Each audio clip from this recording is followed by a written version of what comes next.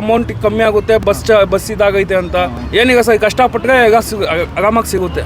Okay, ನಿಮ್ಗೆ ಏನಾಗಿದ್ರೆ ಹೊಡ್ತ ಕೊಟ್ಟಿಲ್ಲ ಫ್ರೀ ಬಸ್ ಅನ್ನೋದು? ಏನೀಗ ಸರ್ ಓದಿಗೋಗಿ ಗೊತ್ತು, ನಮ್ಮ ತಗ ಏನು ಗೊತ್ತು, ಆಟೋ ಹೋಗ್ಸೋದು ನಾವು. ಅದರಿಂದ ಕಾಂಗ್ರೆಸ್ ಬರಬೇಕು. ಇವಾಗ ಸರ್ ರಾಹುಲ್ ಗಾಂಧಿ ಕೆಲಸ ಬೇಜಾರು ಮಾಡಿದಾಗ ಇವಾಗ ಆಗ್ಬೇಕು ಸರ್ ನಮಗೆ. ಅಲ್ಲ, ಅವ್ರು ಇನ್ನೂ ನಮಸ್ತೆ ಸರ್. ನಮಸ್ತೆ. ಯಾರಾಗಬೇಕು ಅನ್ಕೊಂಡಿದ್ದೀರ ಮುಂದಿನ ಪ್ರಧಾನಿ?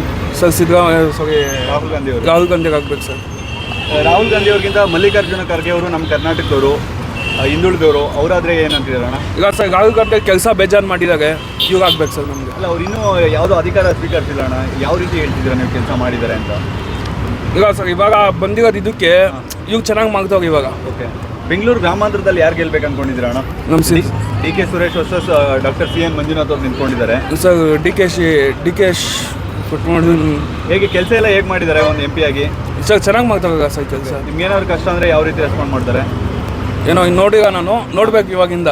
ಓಕೆ, ಅಲ್ಲ ಈಗ ಲಾಸ್ಟ್ ಒಂದು 10 ಇಯರ್ಸಿಂದ ಅವರೇ ಇದ್ದಾರಲ್ವ ಡಿ ಕೆ ಸುರೇಶ್ ಅವರೇ. ಹಾಂ, ಏನಾದರೂ ಕಷ್ಟ ಅಂತ ಯಾವಾಗಾದ್ರು ಹೋಗಿದ್ದೀರಾ ಸಂಸದನ್ನ ಕಾಂಟ್ಯಾಕ್ಟ್ ಮಾಡೋದಕ್ಕೆ? ಈಗ ಸರ್ ಯಾವತ್ತು ಹೋಗ್ಬೇಕು ಮುಂದೆ ಹೋಗ್ಬೇಕು.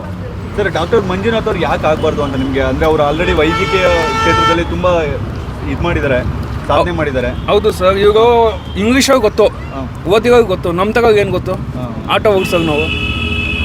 ಅದರಿಂದ ಕಾಂಗ್ರೆಸ್ ಬರಬೇಕು. ಇವಾಗ ಕಾಂಗ್ರೆಸ್ಸಿಂದ ಈಗ ಅಂತ ಆಟೋ ಅಮೌಂಟ್ ಕಮ್ಮಿ ಆಗುತ್ತೆ, ಬಸ್ ಇದಾಗೈತೆ ಅಂತ. ಏನೀಗ ಸರ್ ಕಷ್ಟಪಟ್ಟರೆ ಈಗ ಆರಾಮಾಗಿ ಸಿಗುತ್ತೆ. ಓಕೆ, ನಿಮ್ಗೆ ಏನಾಗಿದ್ರೆ ಹೊಡ್ತ ಕೊಟ್ಟಿಲ್ಲ ಫ್ರೀ ಬಸ್ ಅನ್ನೋದು?